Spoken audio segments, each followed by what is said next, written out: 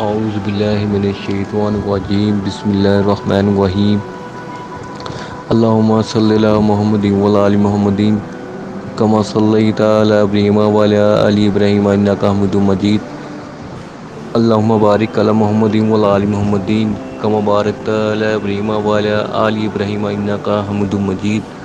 اللہ تعالیٰ قرآن پاک کی سورہ نمبر 9 کی سورۃ توبہ کی آیات نمبر 19 میں ارشاد باری تعالیٰ ہے، ترجمہ: اے ایمان والو، اللہ تعالیٰ سے ڈرو اور سچوں کے ساتھ رہو۔ تفسیر ہے، یہ صادقین رسول اللہ صلی اللہ علیہ وآلہ وسلم اور آپ صلی اللہ علیہ وآلہ وسلم کے مخلص صحابہ کرام رضی اللہ عنہ ہیں۔ صدیق نیت، قول اور فعل تینوں میں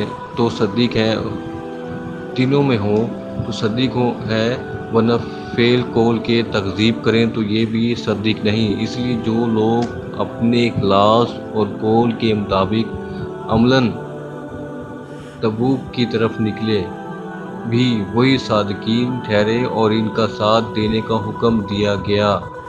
ان تینوں نے بھی سچ کہا، اپنی خطا مانی، اس لیے بخشے گئے، نہیں تو منافقین میں ملتے۔ اللہ تعالیٰ نے سچے مومن قرار ہی ان لوگوں کو دیا ہے جو ایمان لانے کے بعد شک میں مبتلا نہیں ہوئے اور اپنے مالوں اور جانوں کے ساتھ اللہ کی راہ میں جہاد کیا۔ فرمایا صادق صرف یہی لوگ ہیں۔ دیکھیے سورۃ حجرات کی آیات 15 اور سورۃ حشر کی آیات 8 آگے چل کر آئیں گی تو انشاءاللہ یہ بھی میں آپ کو سناؤں گا۔ کعب بن مالک رضی اللہ عنہ کا بیان ہے کہ مسلمان ہونے کے بعد اللہ تعالیٰ کا سب سے بڑا انعام مجھ پر یہ ہے کہ میں نے رسول اللہ صلی اللہ علیہ وسلم کے سامنے سچ بولا، ورنہ میں بھی جھوٹ بول کر ہلاک ہو جاتا،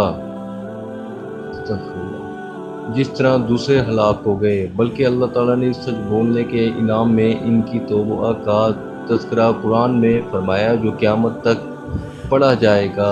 عبداللہ بن مسعود رضی اللہ عنہ سے روایت ہے کہ رسول اللہ صلی اللہ علیہ وسلم نے فرمایا، سچ کو لازم پکڑو، کیونکہ سچ نیکی کی طرف لے جاتا ہے اور نیکی جنت کی طرف لے جاتی ہے، اور آدمی سچ کہتا رہتا ہے اور سچ بولنے کی کوشش کرتا رہتا ہے، حتیٰ کہ اللہ کے ہاں صدیق لکھ دیا جاتا ہے۔ اور جھوٹ سے بچ جاؤ، کیونکہ جھوٹ نافرمانی کی طرف لے جاتا ہے اور نافرمانی آگ کی طرف لے جاتی ہے۔ آدمی جھوٹ کہتا رہتا ہے اور جھوٹ کی کوشش کرتا رہتا ہے، یہاں تک کہ اللہ تعالیٰ کے ہاں کذاب لکھ دیا جاتا ہے۔ کذاب یعنی کہ بہت بڑا جھوٹا، بہت بڑا مکار فریب دیا جاتا ہے۔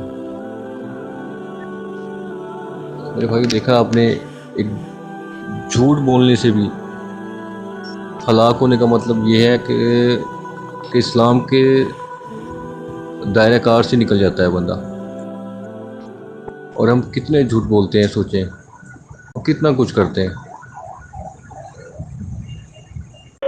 اللہ تعالیٰ معاف فرمائے۔ اللہ تعالیٰ سے دعا ہے کہ جو آیات پڑھی، اس آیات تفسیر پڑھنے میں جو کوتاہی وہ معاف فرما دے، اور اس آیات اور تفسیر کو سمجھنے، اس پر عمل کرنے، دوسروں تک پہنچانے کی توفیق عطا فرما۔ اور اللہ تعالیٰ سے دعا ہے کہ اللہ تعالیٰ قرآن پاک کو ترجمے کے ساتھ پڑھنے، سمجھنے، اس پر عمل کرنے اور دوسروں تک پہنچانے کی توفیق عطا فرما۔ جزاک اللہ۔